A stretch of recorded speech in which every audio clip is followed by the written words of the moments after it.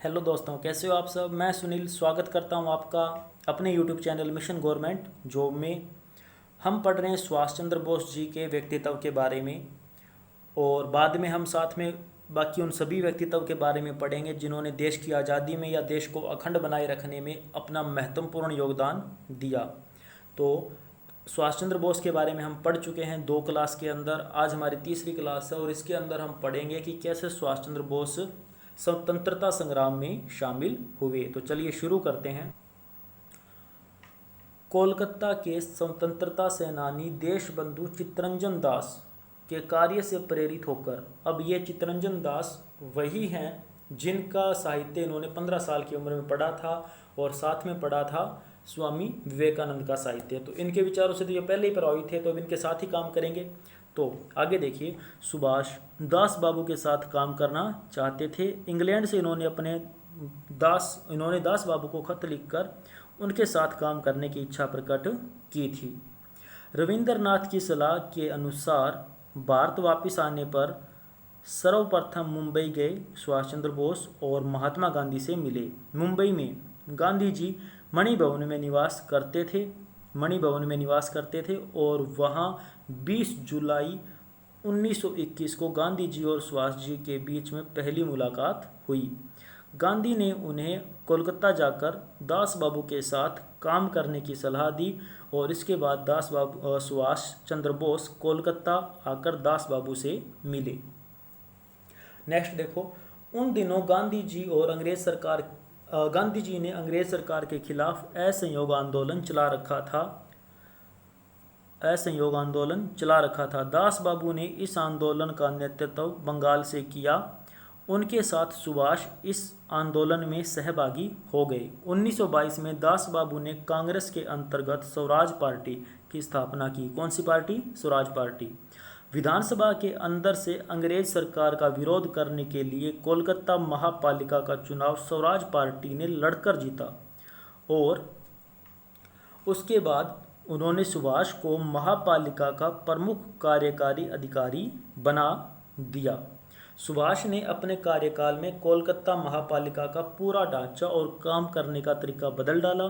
कोलकाता में सभी रास्तों के अंग्रेजी नाम बदल कर उन्हें भारतीय नाम दिए गए। अब नॉर्मल सी बात है, हम जिस देश के अंदर रहते हैं उसी देश के लोगों के स्वतंत्रता सेनानियों के नाम पे रास्ते होने चाहिए, लेकिन अंग्रेज हुकूमत करते थे तो उन्होंने सारे रास्ते अपने नाम पे बना रखे थे। अब इनकी पार्टी जीती हुई थी तो नॉर्मल सी बात है, ये इतना काम तो कर सकते थे। ये इनका पहला स्टेप था देश हित में और बहुत ही सराहनीय और काबिल स्टेप था ये।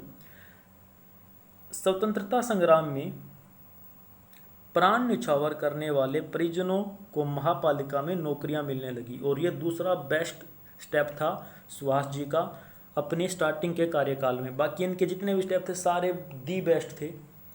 अच्छा, नेक्स्ट देखिए, बहुत ही जल्द सुभाष देश के महत्वपूर्ण युवा नेता बन गए। जवाहरलाल नेहरू के साथ सुभाष ने कांग्रेस के अंतर्गत युवा इंडिपेंडेंस लीग शुरू की।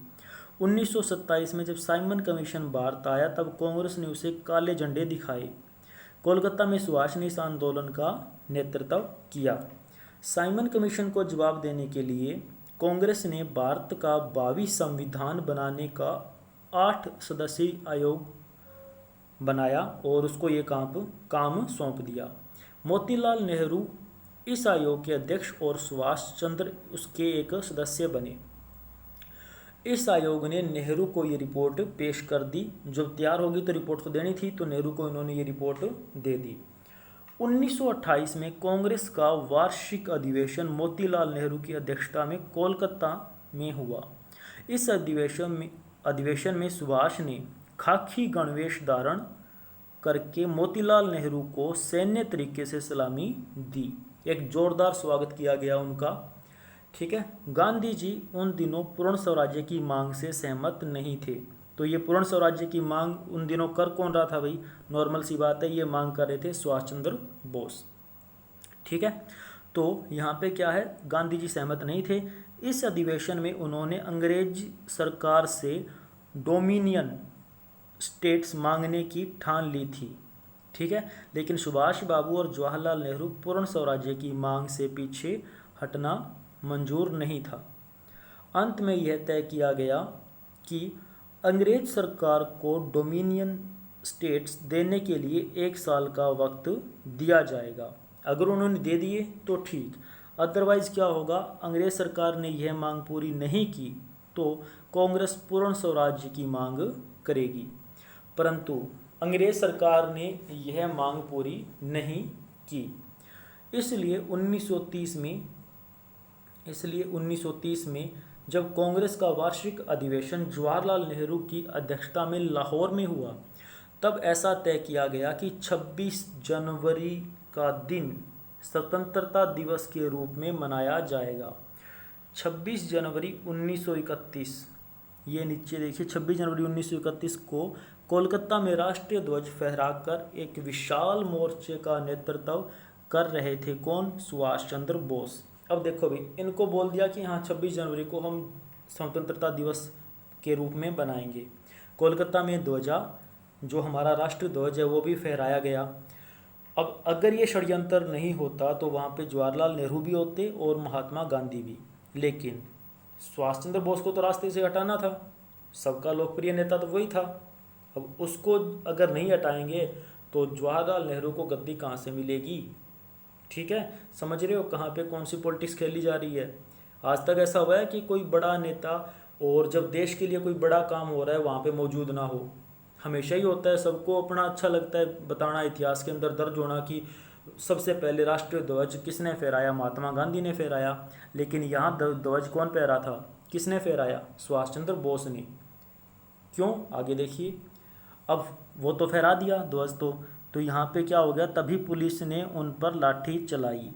शायद अब आपको बात समझ आ गई होगी, महात्मा गांधी क्यों नहीं आए थे, जवाहरलाल नेहरू क्यों नहीं आए थे। ठीक है, उन्हें घायल कर जेल भेज दिया गया। जब सुभाष चंद्र बोस जेल में थे तब गांधी ने अंग्रेज सरकार से समझौता किया और सब कैदियों को रिहा करवा दिया। सबको नहीं करवाया था, भगत सिंह जी अंदर थे, लेकिन अब नॉर्मल सी बात है, जितना सुभाष चंद्र बोस उनको खटक रहे थे उससे ज़्यादा भगत सिंह भी खटक रहे थे उनको, क्योंकि ये दोनों ही लोकप्रिय चेहरे हो गए थे। एक राजनीति में भी अच्छा था, सुभाष चंद्र बोस बहुत अच्छे थे, और पब्लिक कमांड भी उनकी ज़बरदस्त थी, और स्टैंड लेना उनको आता था, डिसीजन अल्टीमेट थे उनके। और भगत सिंह, उनके बारे में तो क्या कहें, हर एक दिल में वही नाम, हर जुबान पे वही नाम था। लेकिन ये रड़का किसको? हमारे महात्मा गांधी को।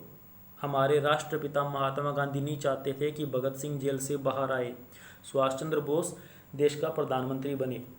ठीक है, तो बहुत कुछ गलत पढ़ाया गया हमें, और अभी भी काफ़ी कुछ है जो गलत पढ़ाया जा रहा है, बस राजनीति है, चल रही है। ठीक है, तो हमें इनको नहीं भूलना चाहिए, जिन्होंने देश आज़ाद कराया, जिन्होंने हमारे लिए अपने बलिदान दे दिए। ठीक है, तो सब कैदियों को रिहा करवा दिया, लेकिन अंग्रेज सरकार ने भगत सिंह जैसे क्रांतिकारियों को रिहा करने से साफ इनकार कर दिया। अच्छा, बाकियों को छुड़ाया क्यों भाई? फिर जब भगत सिंह को नहीं छोड़ रहे थे तो बाकियों को क्यों छुड़ाया? ठीक है, तो सिर्फ ये दिखाने के लिए कि हाँ हमारी सरकार ने कुछ मांगे मान ली हैं। मेन बंदा था उसको छुड़ाया ही नहीं, और ना उसको छुड़वाना था। ठीक है, साफ इनकार कर दिया। भगत सिंह जी की फांसी माफ़ कराने के लिए गांधी जी ने सरकार से बात तो की, परंतु नरमी के साथ। समझिए इस बात को, गांधी ने बात तो की लेकिन नरमी के साथ। वाह क्या बात है, हमारे राष्ट्रपिता ग्रेट महात्मा गांधी। चलिए नेक्स्ट देखते हैं। सुभाष चाहते थे कि इस विषय पर गांधी अंग्रेज सरकार के साथ किया गया समझौता तोड़ दें। हालांकि वो तोड़ भी सकते थे, जो समझौता किया था तोड़ दो, क्या हो गया फिर, जेल ही जाना है। लेकिन महात्मा गांधी को कभी एक लाठी तक नहीं पड़ी थी, लाठी चार्ज जितने भी हुए। ठीक है, तो लेकिन गांधी अपनी ओर से दिया गया वचन तोड़ने को राजी नहीं थे। वाह वाह वाह, क्या वचन दिया भाई, मान गए बंदे को। राजी नहीं थे। अंग्रेज सरकार ने अपने स्थान पर अड़ी रही और भगत सिंह व उनके साथियों को फांसी दे दी। और यही हमारा दुर्भाग्य है, जो इस देश के लिए कुछ करता है उसकी कहीं काउंटिंग नहीं होती। यहाँ तो जितने मक्कार हों उतना ही अच्छा बात है। भगत सिंह को ना बचा पाने पर सुभाष गांधी और कांग्रेस के तरीकों से बहुत नाराज हो गए थे। बिल्कुल होना भी था। जो बंदा देश के लिए फांसी पे चढ़ने के तैयार है और महात्मा गांधी वकील वकील होकर वो बंदा उसको नहीं छुड़ा पाया, फ़ायदा क्या है ऐसी वकालत का, लानत है इस पे तो ये थी हमारी आज की वीडियो, बाकी हम करेंगे कल। Thank you.